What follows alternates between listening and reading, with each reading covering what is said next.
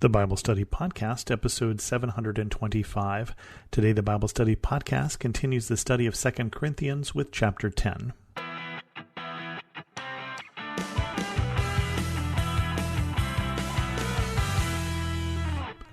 Welcome to the Bible Study Podcast. I'm your host, Chris Christensen. We continue on with chapter 10, just 3 more chapters after this left in 2 Corinthians.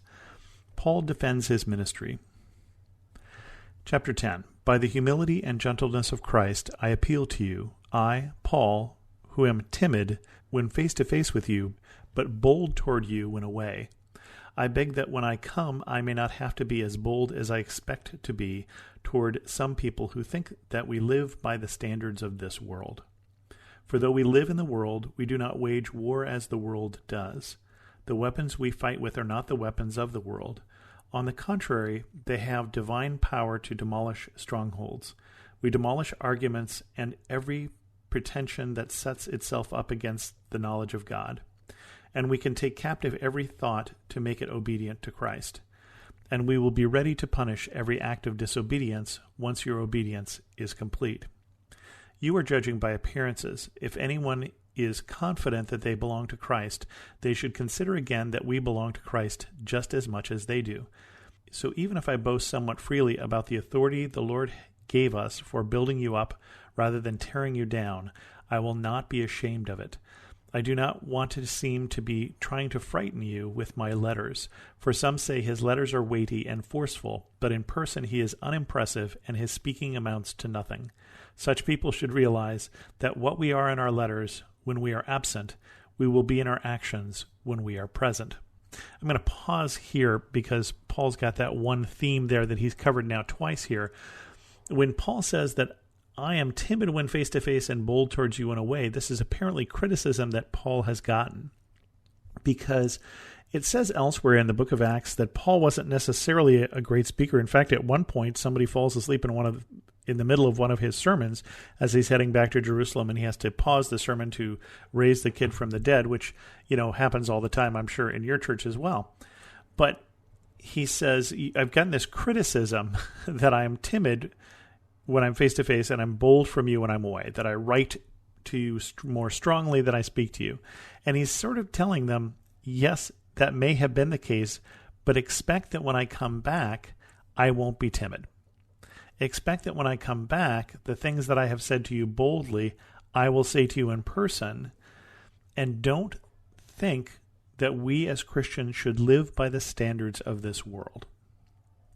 And he said some of the people there seem to think this. They seem to expect that that is the way we live. And I think that is true for us today as well, and maybe even more true for us.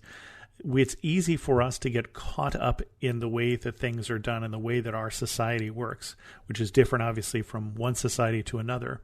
And in fact, easy for us to wage war as the world does. And so, for Paul, that would be war of words. For us, that might be war of words that's, Twitter or Facebook or whatever we're waging war as the world does. And Paul says that's not what we as Christians are supposed to be doing. There's some more power that we have access to, and that is the power of God. And so one of the things that he would encourage the church to, for instance, is to tap into that power. We tap into that power, obviously, through prayer. And do we fight the things that we are trying to fight? First of all, are they the things that God is trying to fight, or are they just the things that we are trying to fight? And that is something that is very important to do. But that's one of the reasons to go to God in prayer and say, I think I'm against this. Am I in agreement with you? But also to call on that power of God to change our minds or to change the situation or to give us the courage to deal with the situation. Whatever God's purpose is, that's where we should start, and not with Twitter flame wars and things like that. He says, we demolish every argument and pretense that sets itself up against the knowledge of God. He's saying we start with the knowledge of God before anything else.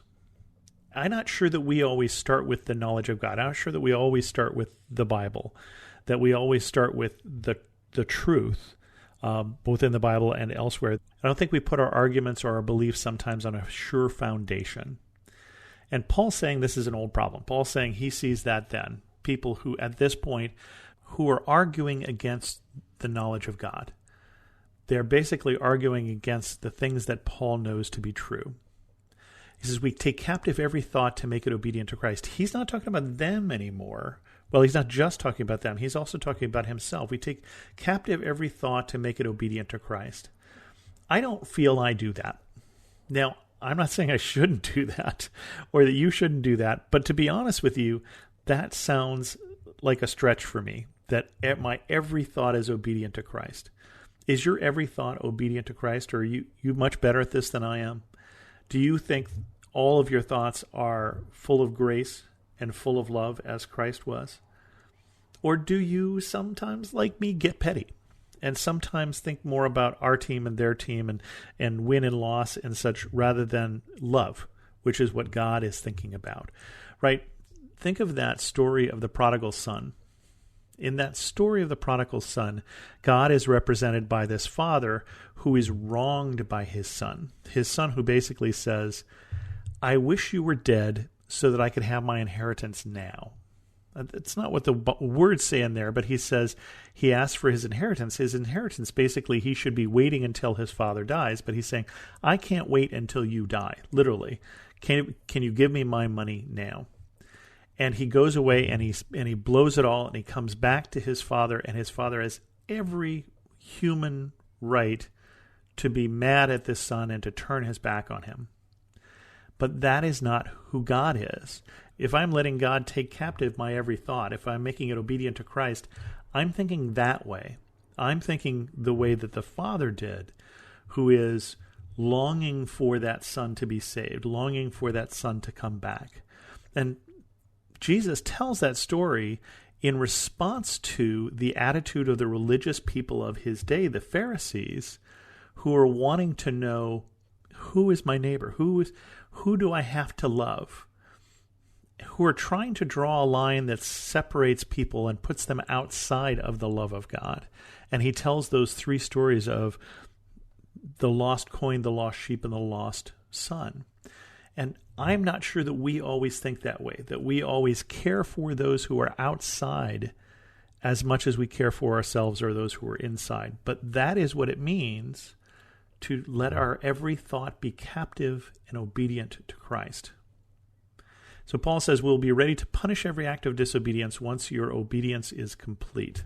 He says, we're coming back. Don't make me come back there. This sounds like my father on the long trip, right?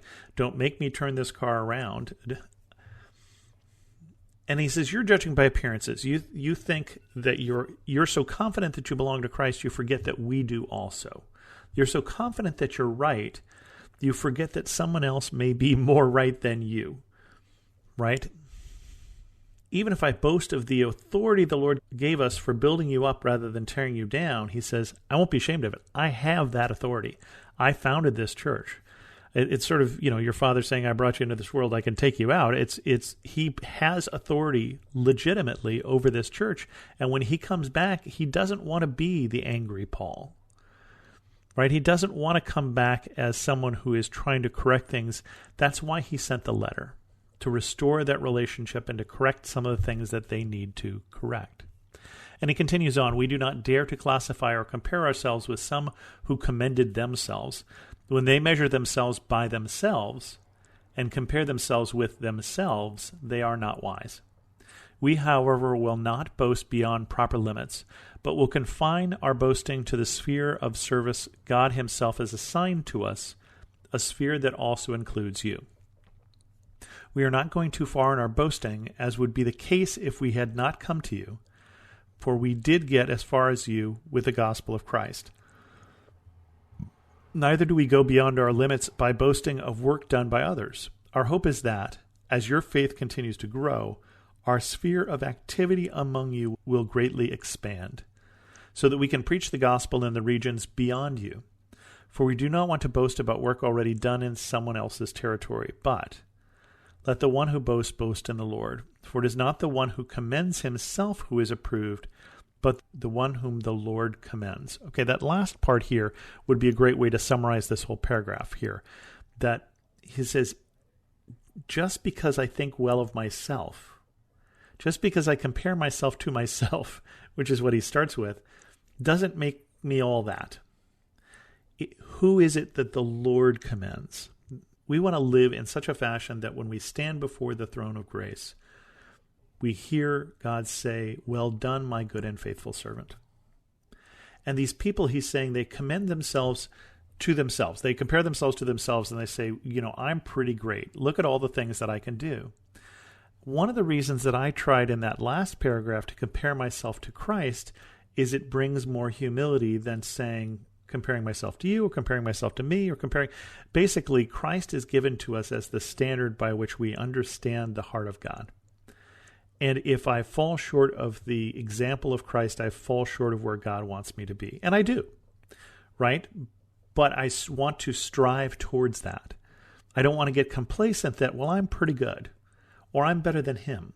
Remember that Pharisee who stood in the temple and says, "God, thank you that I'm better than this tax collector, this publican," who is beating his chest and saying, "Lord, I don't deserve you. I don't deserve to be loved. I don't even deserve to look up."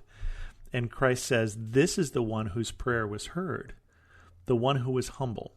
So he's encouraging us to be humble and to compare ourselves with Christ, to listen to play for an audience of one, to basically live so that God will approve of what we do and not worry about anything else.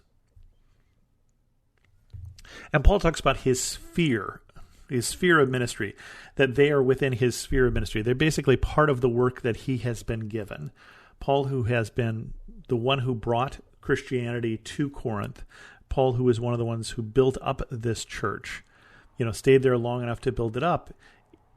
That's why he has authority over it. But he's saying that's not really all we want to do. We want to go past you. There are other people who need to hear so that we can preach the gospel in the regions beyond you. One of the reasons why Paul doesn't want to have to come back there and deal with the problems of Corinthians is there are other people at stake, right? There are other people who these people's selfishness may cause those people's peril, may cause those people to be lost. We never want to be the one who our actions cause that for someone else, or our actions hurt others, especially their faith, but in other ways as well. And so he's saying, I've got work to do, including you, but I also have work that I need to do past you. Let's move on with this. And with that, we're going to end this episode of the Bible Study Podcast. If you have any questions, send an email to host@thebiblestudypodcast.com, or better yet, leave a comment on this episode at thebiblestudypodcast.com. And thanks so much for listening. This is my skyship, Dreamer. My cargo is stories, and our destination, dreams. With Abide Sleep Stories for Kids, you can help your children fall asleep fast and learn about God. To find these kids' bedtime stories, go to lifeaudio.com or search your favorite podcast app for Abide Stories for Kids. You can also download the Abide app for more biblical meditations at abide.com.